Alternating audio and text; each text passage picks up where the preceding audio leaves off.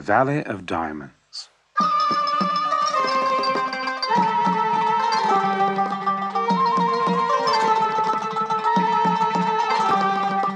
My name is Sinbad. You must have heard of me. After all, I am the richest and most famous merchant in all Baghdad. But I wasn't always so rich. It took 7 great sea voyages to make me the man I am today. Perhaps I'll start by telling you about the most amazing one of all. After sailing to many ports, buying and selling cargoes, my ship came to a wonderful island. Here we found fine fruit trees and streams of crystal water, lovely flowers, and pretty singing birds. But there were no people. I decided to explore this beautiful place and set off alone to climb the cliffs. After a while, I began to feel weary and lay down to rest on a grassy bank, where I soon fell fast asleep. When I awoke, I saw to my horror that the ship had gone. I gazed far out across the water, and I could see its sails like a white speck on the horizon. Lonely and afraid, I decided to climb to the top of a nearby hill, hoping to find a town or village on the other side. But there was nothing. Nothing, that is, except a strange white shape nearby, which I approached. It was shaped like a gigantic dome. To walk right round it took fully 50 paces. There was no way in. I touched it gently, and its surface was quite smooth.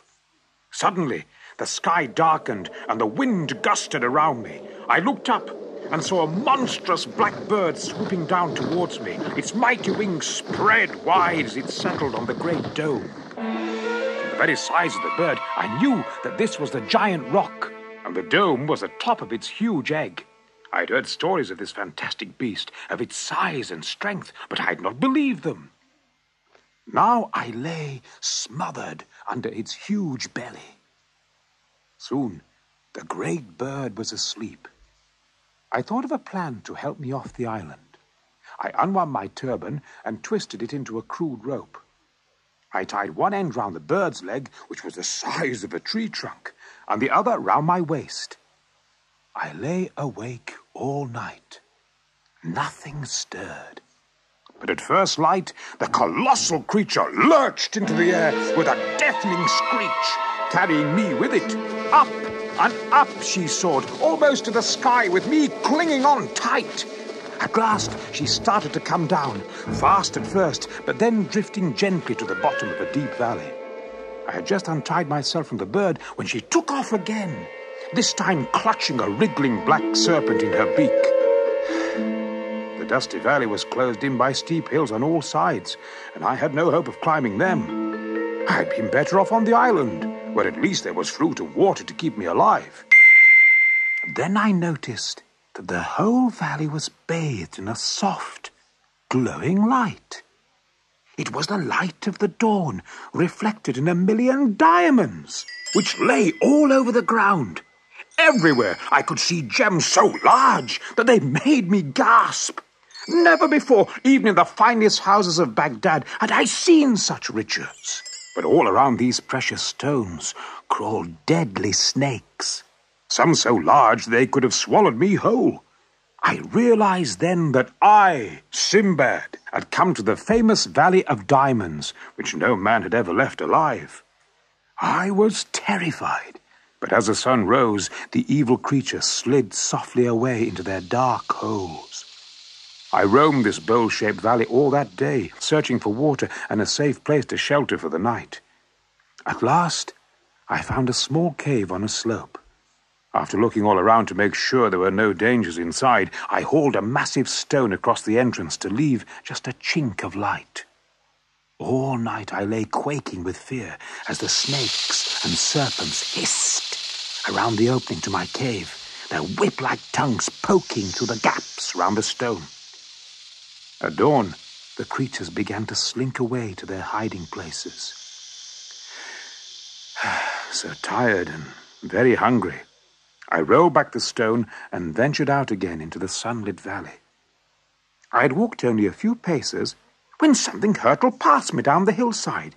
It was the body of a sheep. Then 2 or 3 more crashed down nearby. These were being thrown down the steep slope by diamond hunters in the hope that the gems would stick in their animal's fleece. Giant eagles pounced on the sheep and carried them off for food to their nests high in the mountains. There the hunters could frighten away the birds and collect the diamonds. Now, I had feared that there was no escape from the valley, but when I saw an eagle swoop on the carcass of a sheep and carry it off, I had an idea. First, I crammed all the diamonds I could into my pockets. Then I chose the largest sheep, unwound my turban again, and tied myself to it. I waited under the beast, my head squashed between its body and the dry earth, and one or two snakes sniffed round the carcass but went away.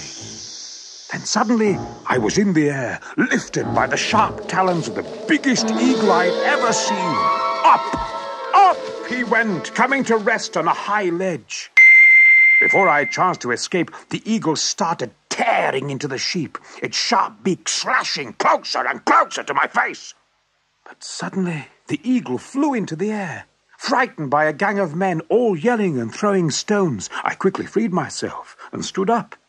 The hunters were terrified by the sight of me, covered with the sheep's blood. "I have more diamonds than you have ever seen, more than you'll ever need," I shouted, "and I collected them all myself." I showed them my bulging pockets and told them my strange story. They took me to their master's tent, where he gave me food and drink and a welcome bath to rid me of the foul smell of the sheep. I offered the kind man as many diamonds as he wanted, but he took just a few. "These will be enough," he said. "You must keep the rest, my friend. You have earned them." And so I made my way back to the nearest town and sold all the stones but one for a vast sum of money. Then I bought a fleet of ships with rich cargoes to sell here, back home in Baghdad. And this fine stone you see shining in my turban is the one diamond I kept to remind me of my amazing journey.